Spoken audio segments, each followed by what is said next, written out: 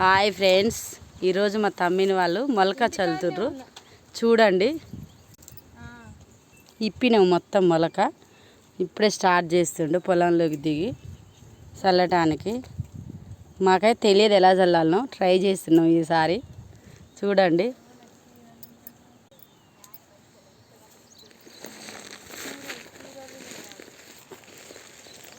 చూడండి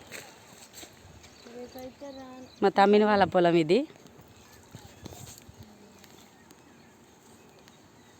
ఇంతవరకు చల్లుతున్నారు. చూడండి,